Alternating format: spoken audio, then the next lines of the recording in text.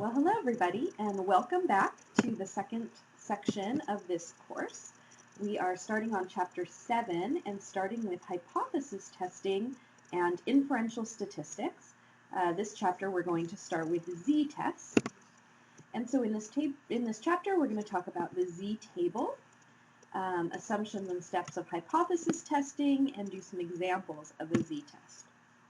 If you remember in Chapter 6, we talked about z-scores. Z-scores were standardized scores where you can take a test on any metric, an English test, a math test. It doesn't have to be a test, someone's height, someone's weight, whatever it is, and standardize it, change it into a z-score. And when you do that, you have a score that is on a similar unit of measurement. For z-scores, we are all on the same scale of standard deviation units, and you can then compare scores on different tests in different areas, on different scales, but once you have them on a standardized scale, like a z-scale, you can start to compare. The z-table provides percentages of scores between the mean and the distribution of a given z-score. I have posted a z-table for you on Blackboard, and you can use that for this chapter, for the homework, as well as for our next exam. So, just to remind you of the standard normal distribution, and I think what I will do is draw it for you here with this digital whiteboard. Let me see. All right, well, so a standard normal distribution is a distribution that looks something like this. It is unimodal, meaning there is one mode here and one peak. It is bell-shaped, like that, and it is symmetrical, meaning the two halves are similar. Even though mine is not exactly symmetrical, we'll say it is. Let me see if I can somehow get us to have, nope, I can't do that. The whiteboard here as well. When you standardize it, remember you can draw a line right down the center. That's the mean of the distribution. The mean of a standard normal distribution is 0, with a standard deviation of 1. So that's 1 standard deviation, 2, and so on. And below the mean, 1 standard deviation is -1 and -2. Okay. So that's our standard normal distribution, which we have here. A normal distribution with a mean equal to 0 and a standard deviation equal to 1. Okay, so in a population, the population mean is 0, mu is 0, and sigma, standard deviation in the population, is 1. For a sample, mean is 0, x bar, and standard deviation is 1. All right, and we can convert any score, which would be x, into a z-score by using this formula. Z is equal to x, the score, minus the population mean over standard deviation.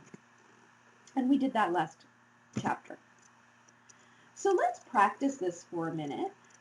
We have an example here. The heights of adult human males are normally distributed with a mean of 70 inches and a standard deviation of 3 inches. What I'm going to ask you to do is draw the distribution and then convert it to a standard normal distribution. We're going to start doing this quite a bit, so you can follow along with me here. Let me get the whiteboard back up. And let me just change this real quick. I don't know, should we pick blue? I don't know if it's going to work, but there we go. And clean this off.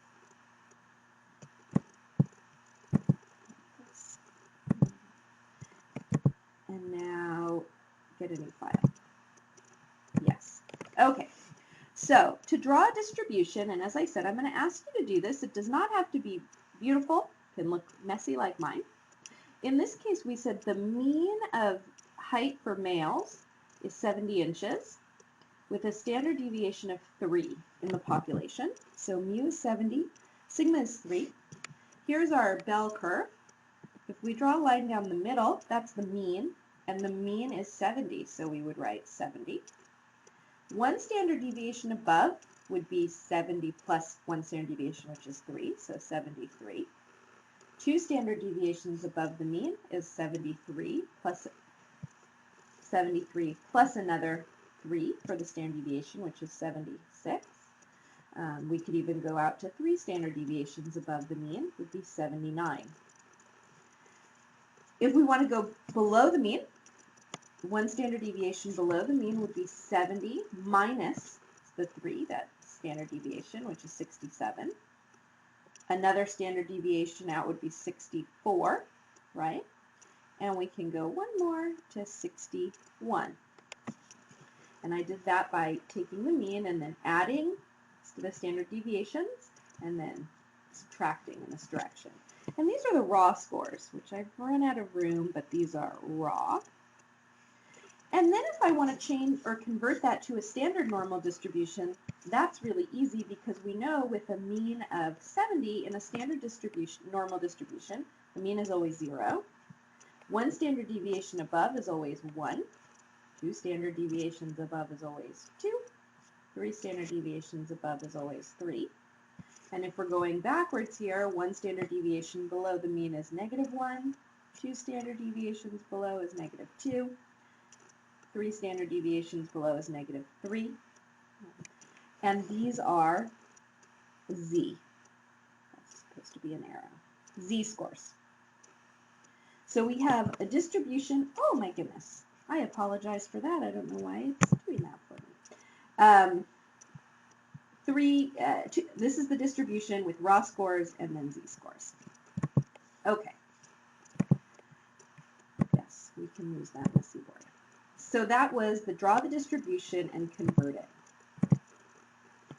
Now, let's determine some percentages from the height distribution.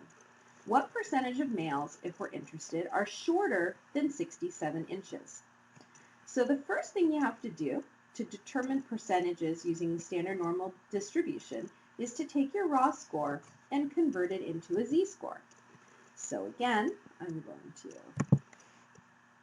take our raw score. I think what I need is thinner. Take our raw score, so our formula for Z equals X minus mu over sigma. In this case, we have Z is equal to 67 inches, that was our Z, minus the mu of 70 over the standard deviation of 3, which is -3 over 3, which equals -1.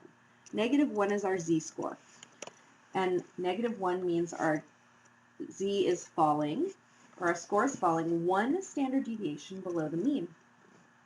So back to this question here, if I were to ask you, what percentage of males are shorter than 67 inches? Well, we have our Z score for 67 inches is -1. And what percent is below the mean? Well, that's 14 plus 2%, or 16%. Now suppose I ask you this question, and we had done this in Chapter 6. Perhaps I ask you this question. What percent of males are shorter than 65 inches? All right, well, let's go back here to our calculation. So Z is equal to X minus mu over sigma, which is 65 minus 70 over 3, which is now -5 over 3, which, if we do that calculation, is -1.67. All right, so let's go back here.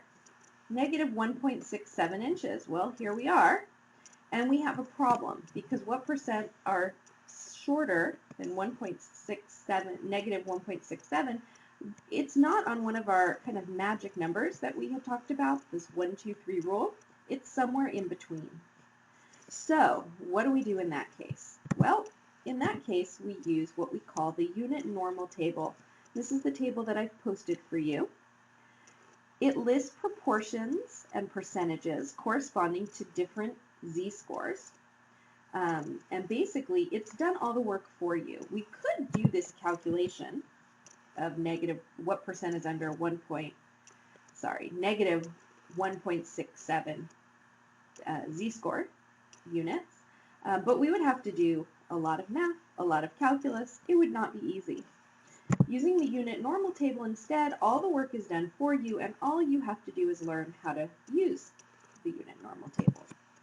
Before you can, we have to talk about a couple of terms, which are what we call the body and the tail of a distribution. So let me clear this off for us and say that if you have a distribution, any one, and you have a z-score and you draw a line through it anywhere, right, in the distribution. So we've got, this is our mean, and let's say we're at a z-score here of, I don't know, plus 1.2. This line here divides our distribution into two parts. And the terminology we use for the larger part here, so the larger part of the distribution we call the body, and the smaller part of the distribution we call the tail. This would be the tail. Okay? And no matter where you draw the line, you will have both a body and a tail. So draw the distribution. Now let's say our z-score is over here at negative 2.1. Now in this case, this part here is the body, the bigger part of the distribution. And this part down here, we would call the tail. Okay, so those are a couple of terms that are important for us. So if we draw a vertical line through a normal distribution at any particular score, we said the line divides the distribution into two sections. The larger section is called the body, the smaller section is called the tail, and wherever we draw the line through it, there is a z-score there. So now that we know that, you can take out your unit normal table if you have it or print it out. This is a little example of one. There are 4 columns. Column A has all the z-scores, starting at a z-score of 0 and going all the way to, you can look at your table, pretty high z-score. Part B, or column B, tells you the proportion of scores, or the percentage of scores in the body. So in this case here, here's our z-score. Let's say this is a z-score of, again, positive 1 point something. It divides this distribution into 2 parts, and column B is going to tell us the proportion, or the percent, of scores in the body. Column C is going to tell us, for this same z-score, what is the percent of scores in the tail. And column D tells us the proportion between the mean, which is always right down the middle, and that z-score. So with these 4 columns, we can do a lot of really fancy calculations. So to find probability, we're going to do the first part here. For a particular score, for an x value, first thing you do is transform the score into a z-score, then you look up the z-score in the table and read across to get your answer. So convert your raw score to a z-score, that's always first, and then look it up in the table. I will tell you, before we do an example, is the normal distribution, as we said, is symmetrical. The 2 halves are the same. And so the proportions of scores, or percentages of scores, on either side of the mean are equal. So the z-table doesn't have any negative z-scores. If you look at your z-table, it starts at 0 and it's only positive. And the reason is because the z-scores would be the same whether you're talking about a positive or negative z-score. For instance, in this case here, and this one is, there's a little typo here, but if you're looking at a score of positive 0.25, so this is a z-score of positive 0.25, that score is 0.25 standard deviations above the mean. Draw our line. This percent, if I asked you what percent is below a z-score of positive 0.25, if you look this up in the table, you'd see this answer. The part in the body is 0.5987, or 59.87%. And if I ask you what percent of scores is above a z-score of 0.25, that would be the tail, and it tells you that that is 0.4013, or about 40%. If we're talking about a negative z-score, so the same z-score, just the negative, so negative 0.25 for a z, and I ask you now what percent is below a z-score of negative 0.25, you can see the only thing that switches is now the part below is the tail, not the body, but the proportion is the same, right? 40.13. And if I ask you what percent is above that z-score, in the body, the z-score, the proportion is the same, okay? The only thing that switches is what part is the tail and what part is the body. And you'll see as we do these problems, I'll ask you to draw them out, very roughly sketch them out, and that way you know if you're looking at the body or you're looking at the tail. All right, so let's do our question here of what percent of males are shorter than 65 inches. This is what we started earlier. So if I come back here and I clear this off, and we said a z for 65 minus the mean of 70 over 3 was negative 5 over 3, or negative 1.67. There's our z-score. When I say sketch these out, I mean very briefly just draw a curve like this, and I'm just going to put a line. We know it's a negative number, so around here as negative 1.67. And my question, if you can look over here, is what percent of males are shorter than 65 inches? So I'm interested in what percent are shorter. That's this part here. And is that the tail or the body? Well, it's the tail. It's the smaller part. So I can now go to my z-table, look at 1.7, remember there's no negative, so I'm just looking for the absolute value of the z-score, 1.7, and I said I want the part in the tail, so I'm going over here to 0.0475, which if you move the decimal place over twice is 4.75%. And that's our answer. What percent of males are shorter than 65 inches? 4.75%. What about this one? What percentage of males are taller than 72 inches? Okay, so first thing we've got to take this 72 inches and transform it into a z-score. So again, back to this. Now we're doing 72 inches. Follow along or pause here and maybe you can do the problem. So 72 minus the mean of 70 over the standard deviation of 3 is 2 over 3, or 0.67. Okay, and then I will draw this out, just a little sketch. There's the mean. 0.67 is somewhere over here, a positive z-score. And the question is, what percent are taller? So I'm looking at this part here, what percent are taller? And that is the, again, tail. So I can go back here, look at this table of a z-score of 0.67.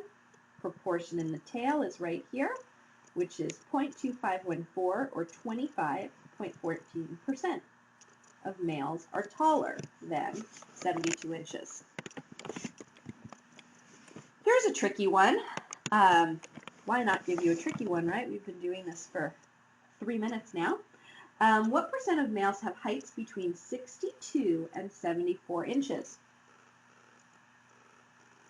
You might want to see if you could do this on your own. I will give you a clue that you're going to convert each of these into z-scores, and you're going to use column D.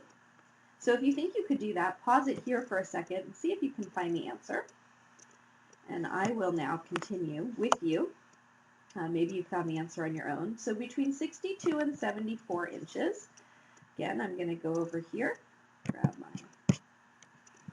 whiteboard, and checking again. So 62,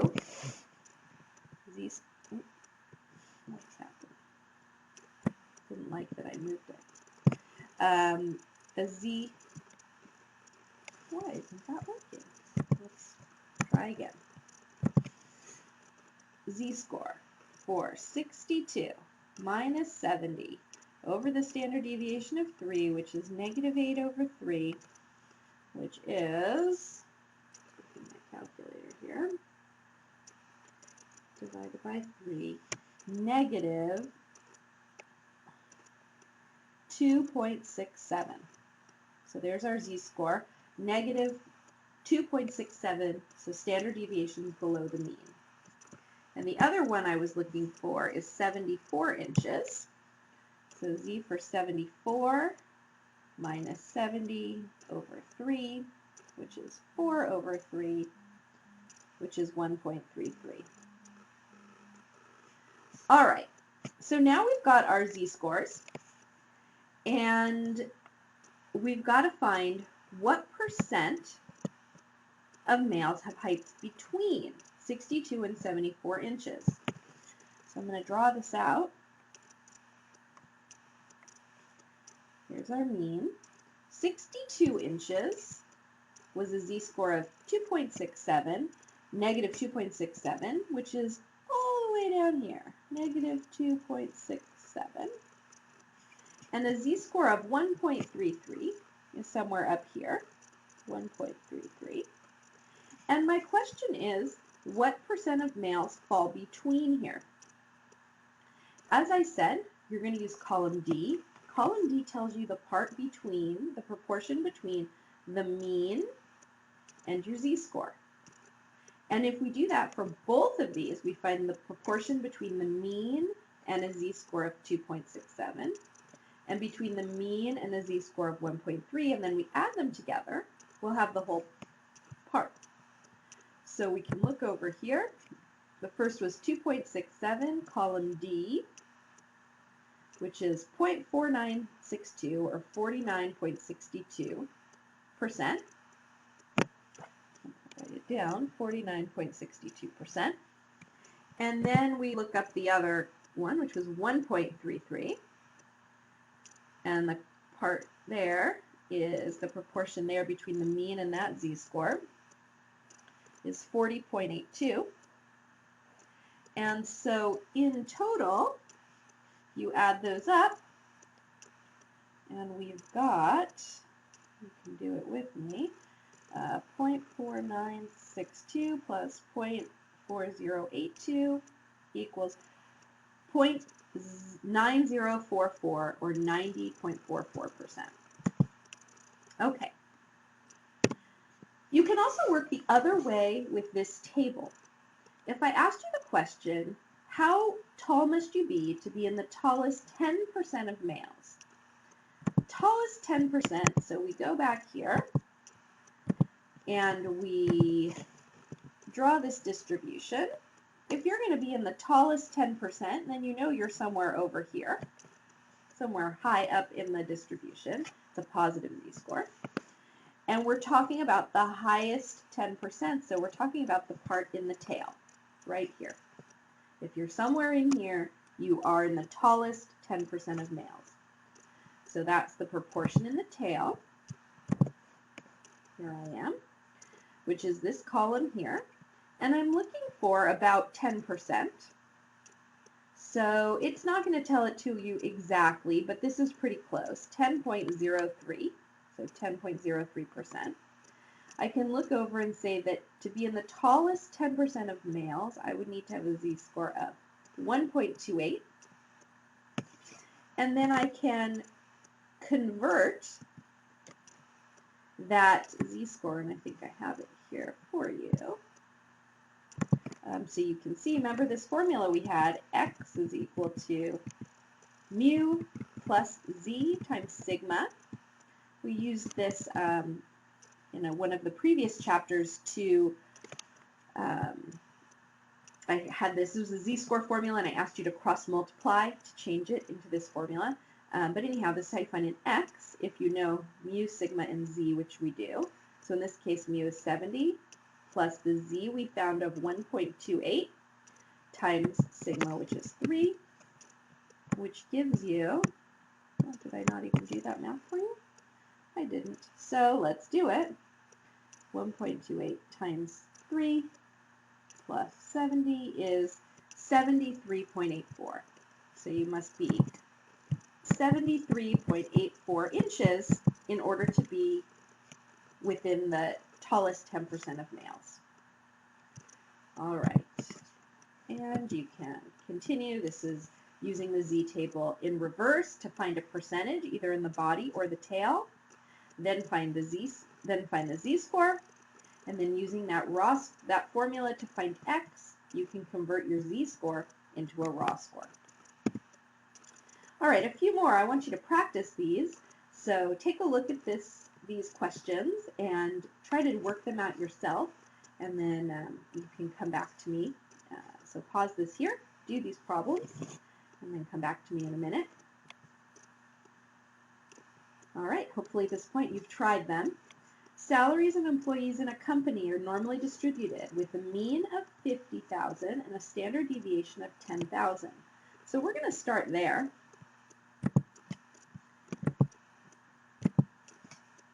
Mean of 50,000, so mu is 50. I'm just going to write 50K. And sigma is 10,000. So let's first draw the distribution. Here it is. We know the mean is 50. And this is in thousands. One standard deviation up is going to be 60,000. Two standard deviations up is 70,000. We go 3, that would be 80,000. There we go. And one standard deviation below the mean is going to be 40. Two standard deviations below is 30. And 3 standard deviations below is 20. These are our raw scores. Now we can also use, we can convert them to a standard normal distribution where the mean is 0, 1 standard deviation above, 2 standard deviations above, and 3 standard deviations above. -1, -2, and -3, and these are our z-scores. Okay, so, oh look, I can see it right here. What percentage of employees earn less than 42,000? So first we've got to convert 42,000 to a z. So z equals 42,000 minus the mean of 50, 1, 2, 3, over 10,000, which gives us -8,000 divided by 10,000, which is -0.8. All right, so -0.8 is somewhere over here. And the question is, what percent of employees earn less than 42,000? All right, so you have -0.8 over here. And actually, what I'm going to do is we'll look all these up in a z table in a minute. So for 42,000 less, we're looking at the percent in the tail for a z-score of 0.8. Okay. What percent of employees earn between 45 and 55,000? In this case, we're going to have to convert both of these to z-scores. So 45,000 minus 50,000 over 10,000 is -0.5. And 55,000, if we do it that one, 55,000 minus 50, 1,2,3,000 over 10, need a problem with those zeros, is +0.5. In this case, we're going from